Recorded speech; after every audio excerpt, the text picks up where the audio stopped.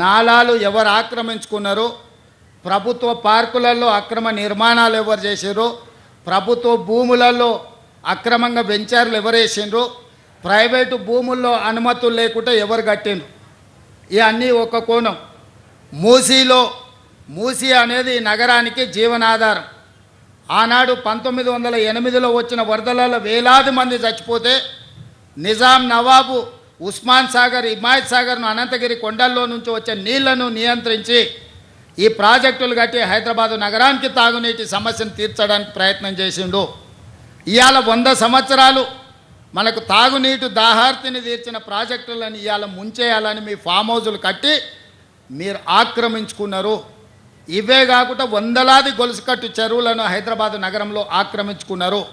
ఇవాళ ఆ చెరువులను మనుషులు కొంతమంది దురాశపరులు ఆక్రమించుకోవడంతో చెరువులో ఉండాల్సిన నీళ్లు వీధుల్లోకి వచ్చి వీధుల్లో నుంచి మన ఇంట్లోకి వస్తున్నాయి. ఇవాళ కొద్దిమంది అక్కడ నిర్మాణాలు చేసుకోవడం వల్ల వేలాది కాలనీలలో ఉండే లక్షలాది కుటుంబాలు ఇవాళ నీట మునుగుతున్నాయి. దీనికి ఒక పరిష్కారాన్ని చూపించాలి. ఎవరో ఒకరు నడుము బిగించాలి. ప్రతి వారు చూసి నాకెందుకులే అని వదిలేస్తే ఈ నగరం మునిగిపోతుంది. చూస్తుంటే చెరువులు మూసుకుపోయినాయి, నాలాలు మూసుకుపోయినాయి. ఇంకా కొంతకాలం చూస్తే మూసి కూడా మూసుకుపోతుంది. ఇవన్నీ మూసుకుపోయినాక వర్షాలు వరదలు వచ్చినప్పుడు ఆ నీళ్లు వచ్చేది మన ఇళ్లలోకే. ఆ రోజు మనల్ని కాపాడడానికి అయ్యో పాపం అనడానికి కూడా ఎవడు మనిషి మిగలడు. అందుకే ఈరోజు రాజకీయాలలో లోతు తెలియక కాదు, కొన్ని మంచి పనులు భవిష్యత్ తరాలకు అందించాలంటే మన పిల్లలకు, వాళ్ళ పిల్లలకు, భవిష్యత్ తరాలకి నగరాన్ని ఒక మంచి నగరంగా, సురక్షితమైన నగరంగా అందించాలి అని అంటే ఎవరో ఒకరు ఎఫ్టీఎల్లో ఆక్రమణలు తొలగించాలి, బఫర్ జోన్లో తొలగించాలి, నాలాలను తొలగించాలి, మూసీలో ఆక్రమణలు తొలగించాలి. వర్షాలు వచ్చినప్పుడు వరదలు రాకుండా ఈ నీళ్లను నియంత్రించి చెరువుల్లో ఒడిసి పట్టాలి.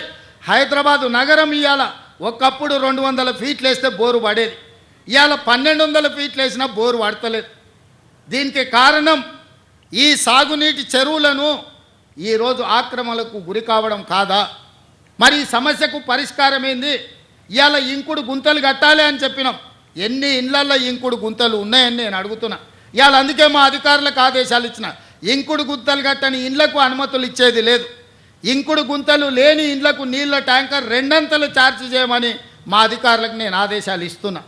ఇవాళ వాతావరణం కలుషితం అయిపోయి హైదరాబాదు నగరంలో నీళ్లు అడుగంటిపోయి 2000 ఫీట్లు బోర్ వేసుకున్నా నీళ్లు పడని పరిస్థితి వస్తే ఈ నగరంలో ప్రజలు బతకలేరు.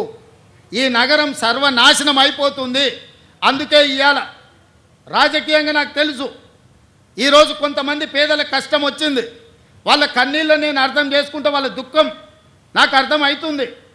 మధ్యతరగతి వాళ్ళు జీవితాంతం కష్టపడి సంపాదించుకున్నది కొంతమంది మోసగాళ్ళ చేత నమ్మి మోసపోయి టీఆర్ఎస్ సన్నాసులను నమ్మి లక్షల రూపాయలు పెట్టి కొనుక్కున్న ఇల్లు అధికారులు వచ్చి కూలగొడితే ఆ కుటుంబం యొక్క దుఃఖం, ఆ బాధ నాకు తెలుసు.